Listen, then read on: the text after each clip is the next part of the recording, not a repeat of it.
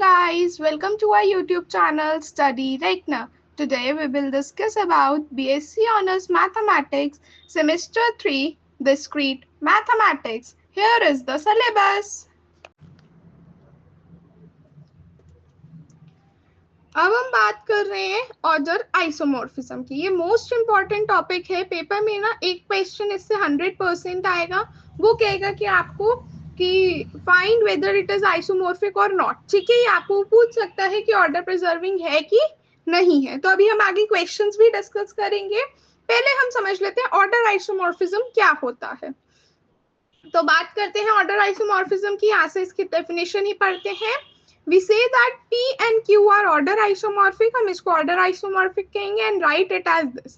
ये इसका नोटेशन है जो आपको याद रखना है। आप इस तरह से लिखोगे, ठीक है। Okay. Now, if there exists a map phi from P onto Q, अगर एक मैप ऐसा phi exist कर जाता है from P onto Q such that x is less than equal to y in P, if and only if phi of x is less than equal to phi of y in Q, then we say कि phi is called as order isomorphism. ठीक है, ठीक है। तो basically condition क्या कहती है कि सबसे पहले एक तो P onto Q होना चाहिए such that हम क्या कह सकते हैं कि x is less than equal to y in P if and only if phi of x is less than equal to phi of y in Q. ये मेरे पास इसकी पूरी कंडीशन है।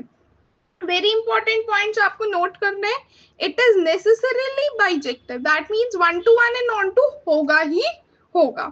वेरी इंपॉर्टेंट नोट, इसको तो हाईलाइट कर लो कि not every bijective map is an order isomorphism but every order isomorphism is bijective. ये मोस्ट इंपॉर्टेंट नोट है जो आपको पता होना चाहिए। एग्जाम्पल देख लेते हैं। एग्जाम्पल में कह रहा है कि अब मेरे पास जो है P और Q दो सेट्स मान लो, ठीक है, और इन दोनों की वैल्यू मेरे पास 2 है, यानी कि इसके अंदर जो एलिमेंट्स आ सकते हैं वो है 0 और 1। ठीक है, अब मैंने यहाँ पे जो है अपना एक मैप डिफाइन किया।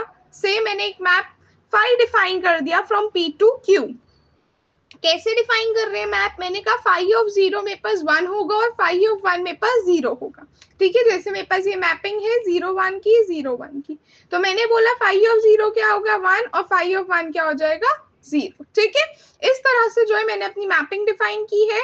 अब आगे मैंने बोला इसका कि ये 1 to 1 है। क्लियरली फाई 1 to 1 होगा क्योंकि हर एलिमेंट एक एलिमेंट के साथ मैप हो रहा है। मैं दोबारा बना रही हूँ फिगर। ये मेरे पास फिगर है, फाई ऑफ 0 1 है, फाई ऑफ 1 0 है। हर एलिमेंट मैप हो रहा है 1 to 1 है। ऑन टू भी है, हर एलिमेंट की एक प्री इमेज है, लेकिन ये यहाँ पे प्रिजर्व कर ऑर्डर प्रिजर्विंग नहीं है। अभी ऑर्डर प्रिजर्विंग वाली बात को अभी हम साइड में रखते हैं क्योंकि अभी हमने इसके डेफिनेशन पे नहीं आए हैं। ये देखते हैं कि ये ऑर्डर आइसोमॉर्फिक है कि नहीं। हमने इसकी डेफिनेशन पढ़ी है, हम उसकी बात करते हैं। 1 to 1 है, ऑन टू है, यानी कि बाइजेक्टिव मैप मेरे पास एक आ गया। अब मैंने देखा 0 लेस देन इक्वल टू 1 है, क्या फाई ऑफ 0 भी less than equal to phi of 1 है? चेक करो, फाई ऑफ 0 की वैल्यू 1, फाई ऑफ 1 की वैल्यू 0, लेकिन ये इस कंडीशन ट्रू नहीं है, तो it is not order isomorphism. Condition क्या कहती है, मैं दोबारा हाईलाइट कर रही हूँ यहाँ पे।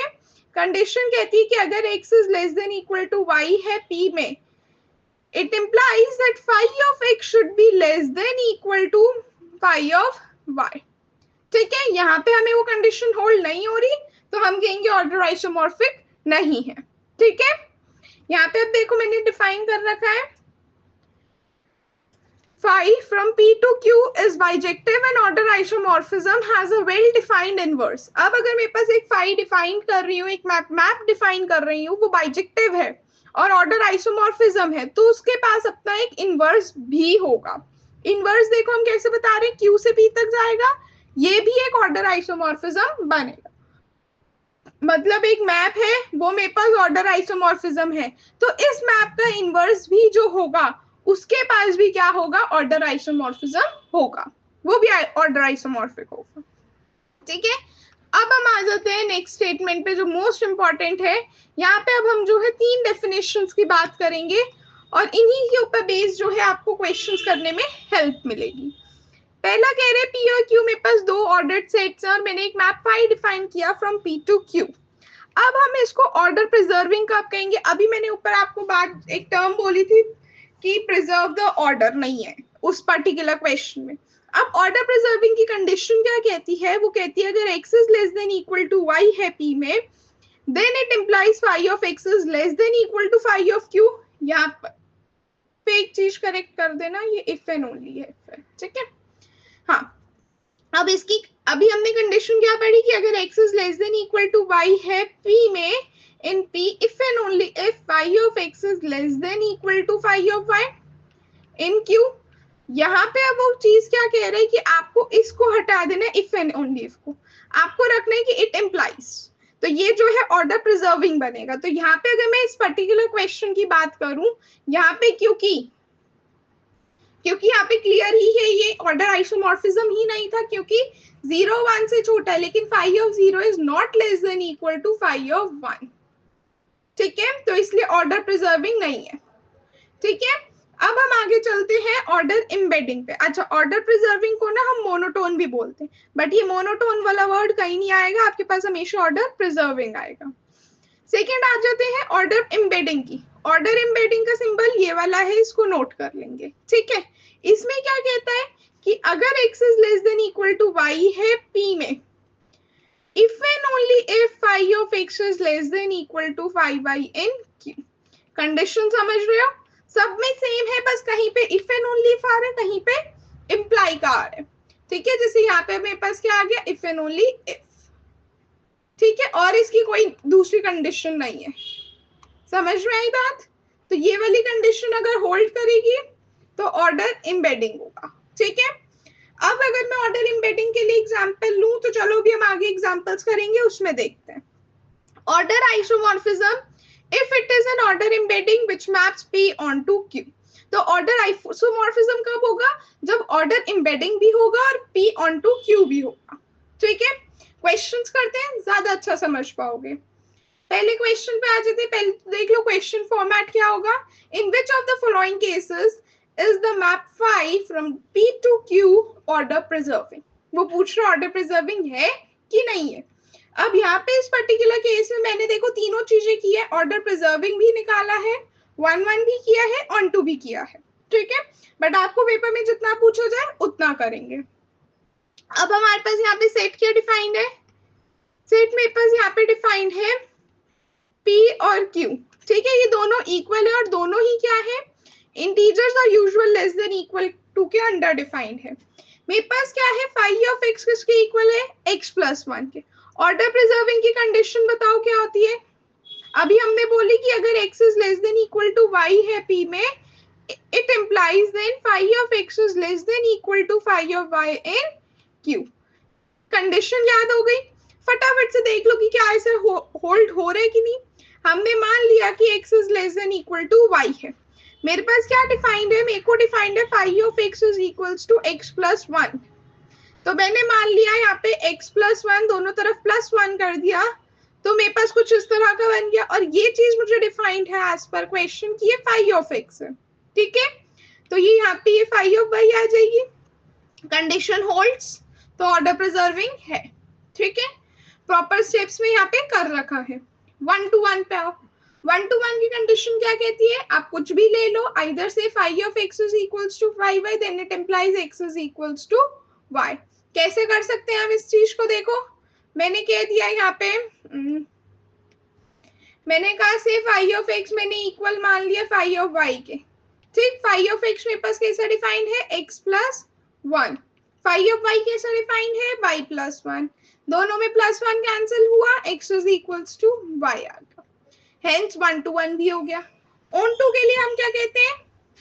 ऑन 2 के लिए मैंने सिंपली क्या किया, फाई ऑफ x को किसके इक्वल रख दिया, y के। फाई ऑफ x कैसा डिफाइंड है, x प्लस 1। तो यहाँ से मेरे पास x की वैल्यू क्या आ जाएगी, y माइनस 1। ये किस में बिलोंग कर रहा है, मेरे z में, इंटीजर्स में, यानी कि जो आपका p वाला सेट है। ये वाली कंडीशन में हमने जो y माना है ये z में से माना है और ये यहाँ पे p में आया है, सॉरी ये q वाला सेट है, ठीक है। ये चीज नोट करेंगे। ये जो मैंने इक्वल्स टू क्यू और पी लिखा है, ये क्यू सेट में से आया है, ये पी सेट में से आया, तो ये ऑन टू भी हो गया। अब देखो 1 to 1 भी है, ऑन टू भी है, ऑर्डर प्रिजर्विंग भी है, तीनों चीजें होल्ड कर रही है, इट मींस ये ऑर्डर आइसोमॉर्फिक होगा। ठीक है, ये पूरे एग्जाम्पल में आपको समझ में आई बात कि हमने किया क्या। ऐसे ही नेक्स्ट वाला एग्जाम्पल है। अब मैंने इस वाले एग्जाम्पल में ना 1 to 1 दिखाया ना ऑन टू दिखाया, क्योंकि मेरा क्वेश्चन क्या पूछा गया था, ऑर्डर प्रिजर्विंग है कि नहीं है।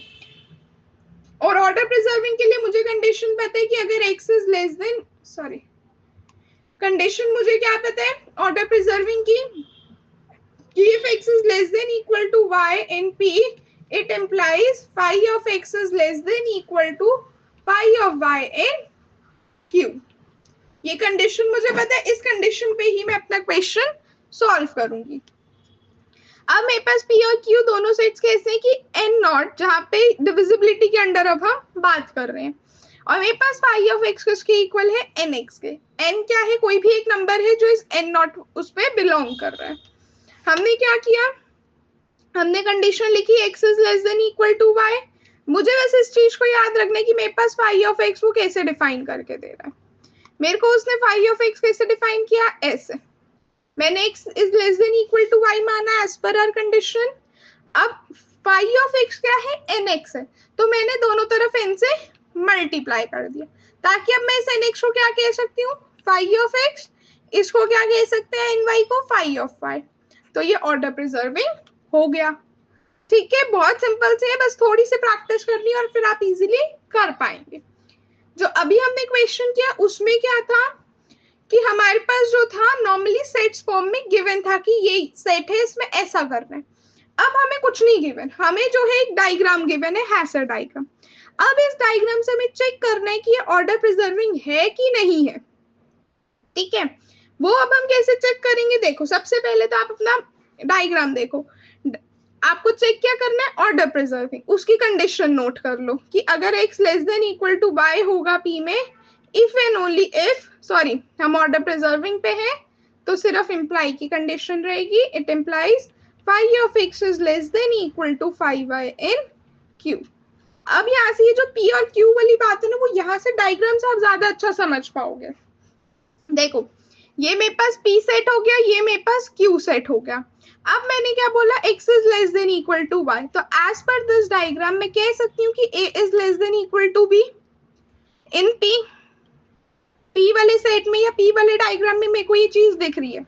q वाले डायग्राम में भी मैं कह सकती हूँ कि phi of x is less than equal to phi y।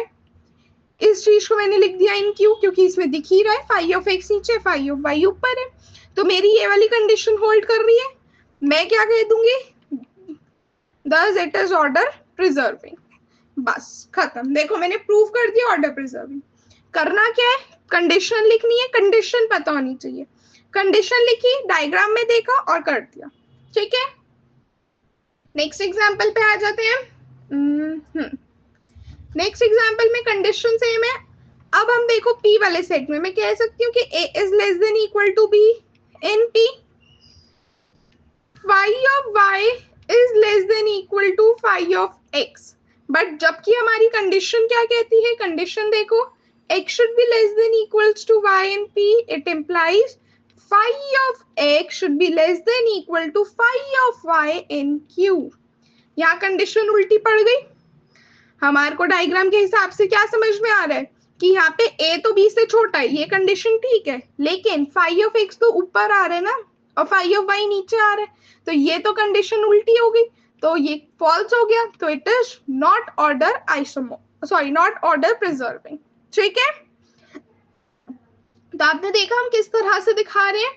बस आपको ये वाली कंडीशन अगर पता होगी तो आप इजीली कर पाओगे, जैसे अभी हम कर रहे हैं। एक एग्जाम्पल और देख लेते हैं सो दैट हमें और अच्छे से समझ में आ जाए। कंडीशन क्या कहती है, मैं अगेन कंडीशन लिख रही हूँ बार बार, मैं कंडीशन सिर्फ इसी पर्पस से लिख रही हूँ ताकि आपको याद हो जाए, ठीक है, कि हम कर क्या रहे हैं और हमारी कंडीशन क्या है। कंडीशन वो ये, x is less than equal to y in p, which implies phi of x is less than equal to phi of y in q। ये कंडीशन है। डायग्राम पे आ जाओ।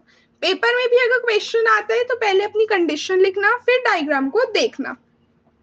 यहाँ पे ए छोटा है बी से, ठीक है, सी छोटा है डी से, ठीक है। Phi of B phi of C equal है फाई ऑफ डी ए। अब देखो इसमें ना 4 एलिमेंट्स आ रहे हैं, कंफ्यूज मत होना, सीधा सा लेके चलो। मैंने ए सेट लिया, ए लिया और यहाँ से बी लिया। मैंने कहा A is less than equal to B in P, ये कंडीशन ठीक है। अब मैंने कहा कि एज पर माई कंडीशन क्या होना चाहिए, फाई ऑफ ए छोटा होना चाहिए फाई ऑफ बी से इन क्यू। लेकिन यहाँ पे क्या हो रहा है, फाई ऑफ बी छोटा आ रहा है फाई ऑफ ए से, ये कंडीशन तो होल्ड नहीं कर रही, इट इज नॉट ट्रू। तो हम कह सकते हैं कि it is not order preserving, ठीक है। अब हम बात करते हैं ऑर्डर एम्बेडिंग की एक एग्जांपल की, जो हमने अभी तक नहीं देखा। ऑर्डर प्रिजर्विंग हमने देख लिया, ऑर्डर आइसोमॉर्फिक हमने देख लिया, अब हम बात कर रहे हैं ऑर्डर एम्बेडिंग की। तो यहाँ पे समझ लेते हैं, लिख लेंगे ऑर्डर एम्बेडिंग। ऑर्डर एम्बेडिंग की कंडीशन क्या कहती है, यहां से देखो एक बारी। ऑर्डर एम्बेडिंग की कंडीशन कहती है मुझे कि x is less than equal to y in p if and only if phi of x is less than equal to phi y, मतलब वाइस वर्सा कंडीशन ट्रू होनी चाहिए, ठीक है। तो अगेन मैं कंडीशन नोट करूंगी एज जो अभी तक हम कर रहे हैं। अब मेरे को कंडीशन क्या है कि x is less than equal to y in p if and only if phi of x is less than equal to phi of y in q, ठीक है। एक डायग्राम ले लें, उससे ज्यादा अच्छा और जल्दी समझ में आएगा। डायग्राम बना लेते हैं। सेम मेरे पास यहाँ पे ये p का डायग्राम हो गया, x y z, ठीक। और ऐसे करते हैं, यहाँ पे हम बना लेते हैं q का, ये q का डायग्राम, ये p का। मान लो यहाँ पे हम रख देते हैं फाई ऑफ x, यहाँ पे हम रख देते हैं फाई ऑफ y। मैपिंग हमारी फाई डिफाइंड हो रही है, ठीक है। अब मैंने कहा चेक करो ऑर्डर एम्बेडिंग है कि नहीं है। कंडीशन सामने हमारी आंखों के सामने लिखी हुई है, ये रही हमारी वो कंडीशन पूरी जिसके ऊपर हमें काम करना है। हमने बोला x is less than equal to y in p, ठीक है। दिख ही रहा है कि x छोटा है y बड़ा है, कंडीशन होल्ड। तो अब मेरे पास फाई ऑफ x भी छोटा आना चाहिए फाई ऑफ y से इन q में, वो भी कंडीशन ट्रू है। फाई ऑफ x नीचे है, फाई ऑफ y ऊपर है, कंडीशन होल्ड।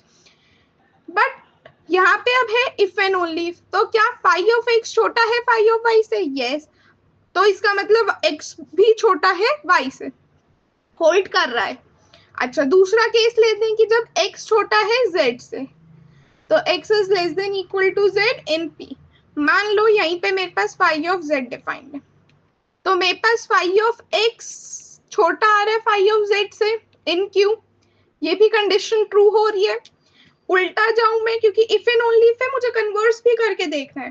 तो मैंने देखा फाई ऑफ x छोटा है फाई ऑफ z से, और यहाँ से x छोटा है z से, ये भी ट्रू है। अभी तक मैंने जो दो केसेस लिए हैं वो सबको समझ में आया। ये फर्स्ट केस ले लो, ये सेकंड केस, दोनों में ही कंडीशन ट्रू हो रही है। अगर आप सिर्फ ये दो केस करके देखोगे तो आप कहोगे कि it is order embedding. But अगर अब मैं थर्ड केस लाऊं आपके सामने, थर्ड केस ले लेते हैं। थर्ड केस में मैंने क्या कहा, मैंने कहा अब यहाँ पे थर्ड केस को ना मैं x और y से ना शुरू करके फाई ऑफ x से शुरू कर रही हूँ। देखो ध्यान से, फाई ऑफ y छोटा होगा या इक्वल हो सकता है फाई ऑफ z के। क्या ये इंप्लाई करता है कि y छोटा होगा z से या इक्वल होगा?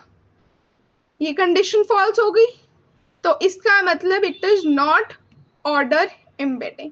अब हम ऐसा क्यों कह रहे हैं, क्योंकि देखो x y ये रहा, z ये रहा, क्या ये दोनों एलिमेंट्स कंपेरेबल हैं? नहीं है, तो it does not implies this, तो hence it is not order embedding, ठीक है। सो आई होप ये पूरी चीजें आपको समझ में आई होगी। आपको 3 वर्ड्स पे ध्यान रखना है जो यहाँ पे मैंने मेंशन कर रखे हैं, इनको बहुत अच्छे से याद रखना। इनके बिना जो है आप पेपर में क्वेश्चन नहीं कर पाओगे। इसको हाईलाइट कर लेना सो दैट आप अच्छे से इस चीज को कर पाओ, ठीक है। इसको हाईलाइट कर देते हैं। ये वाली कंडीशंस आपको याद रखनी है प्लस इनकी टर्म्स। पेपर में एक क्वेश्चन इसमें से आने के चांसेस हैं, तो इस वाले पार्ट को अच्छे से करना, ठीक है। और ये यहाँ से जो है ऑर्डर एम्बेडिंग का एग्जाम्पल है, इसको अच्छे से करना। अब आपकी एक्सरसाइज में जितने भी क्वेश्चंस है सबके लिए ट्राई करना कि ये ऑर्डर एम्बेडिंग होगा, ऑर्डर प्रिजर्विंग है कि नहीं है, ऑर्डर आइसोमॉर्फिक है कि नहीं है, और ऑर्डर एम्बेडिंग है कि नहीं है। ठीक है, सो आई होप आपको आज का लेक्चर पसंद आया होगा। कोई डाउट्स है तो कमेंट सेक्शन में पूछ सकते हैं। नेक्स्ट टॉपिक के लिए बने रहें, तब तक के लिए चैनल को लाइक करें, शेयर करें और सब्सक्राइब करें। Thank you everyone.